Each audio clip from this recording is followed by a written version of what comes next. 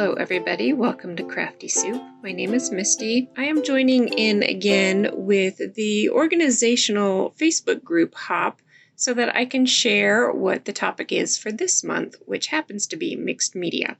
Since I do a little bit of mixed media, I have more supplies than I could ever use, so let's check it out. So this is a shelf that I reorganized not too long ago. To house all of my inks because I am a collector of inks, and as I was doing it I realized it could be more of a color product shelf. So while most of it is ink, you can see there's a couple of nooks that house purely mixed media supplies like gesso and modeling pastes and so on. I do have a couple of shelves of other mixed media supplies. This one is the Transfer Gel Blanco from ThermoWeb, which is used to adhere foil, and you can use that through a stencil and do foiling that way. There's some crackle mediums, which honestly I don't use that much, and then that shelf up there is things that I really don't use that much. And then in between the side shelving, this houses my main mixed media supplies that I do use. So there's a lot of color sprays, watercolors, a few pastes in different colors. And so you can see these down here. I've got some glitter products, which I don't like loose glitter very much, but I'm starting to mix them into other pastes so that I can get some glittery without all the mess. And then these are all organized by color that matches up mostly with the inks that are right next door. So another mixed media medium that I use sometimes, and I was just playing with them today, is alcohol inks. And right now, those are just in a tray tucked on this other set of shelves, which they're going to, I think I'm going to go ahead and store them in there. Right now in there is some odds and ends of other ink pads and such that I don't use very often. I'm going to be putting my washi tape in there, so that's going to go in there as well.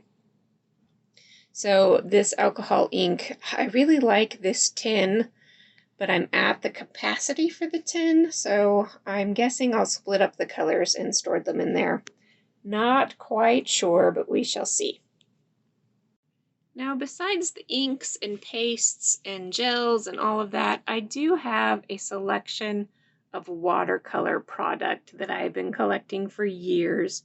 So my main watercolor palette isn't up here right now. I think it's on my table because I was using it. But these are the extra tubes that I refill my watercolor palette with. And then a few odds and ends. These are some sparkly watercolor products. So I keep a lot of that up here. Right now, all of my good watercolor brushes, I don't use these for anything besides watercolor because any other mediums can gum up the bristles. So these are my good watercolor brushes, except for that little guy. I don't know how that guy got in there. And they're just tucked on a shelf with some embellishments right now. This is not their permanent home, but I'm in the process of trying to pare down some of this shelving. So that is my watercolor brushes. Let me take you over to my mixed media brushes. All right, in this cart, which sits right next to my desk, I don't know if I can get a wide enough view, but that's my desk there, and it's held up by these drawers. This cart has all of my go-to tools on them.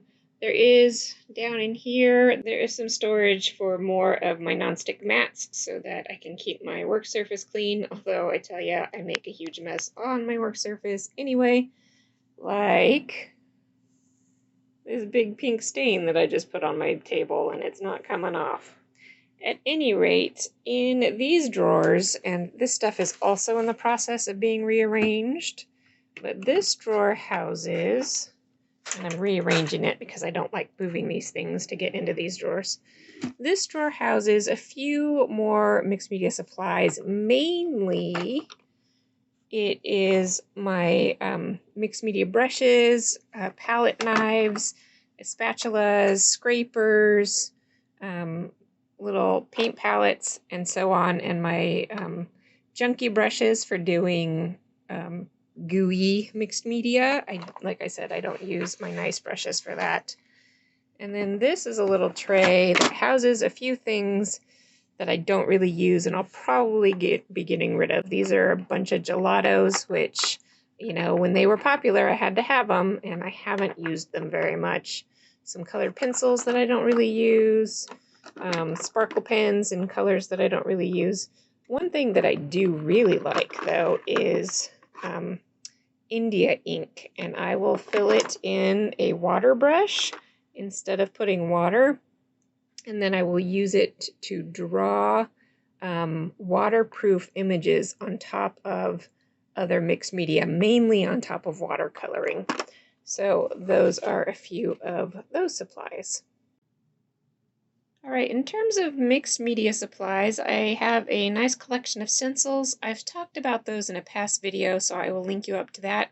The real reason why I'm showing off this shelf is because of this zone, and you can actually see some things on there now. Pardon the shaky cam, but I'm going handheld. So this is a drying rack that I built out of foam core product. I guess it's like paperboard on either side with foam core in the middle. I don't know if it's called something besides foam core. I guess that's probably the whole name. And I use this to dry projects. So watercoloring, mixed media, paste, whatnot, all go on here. Right now I have some Nouveau drop embellishments drying up there. And what's kind of nice about this is that while these racks can be pulled out, they're pretty tight and fit very snugly, and it helps hold the whole thing apart so that it stands up.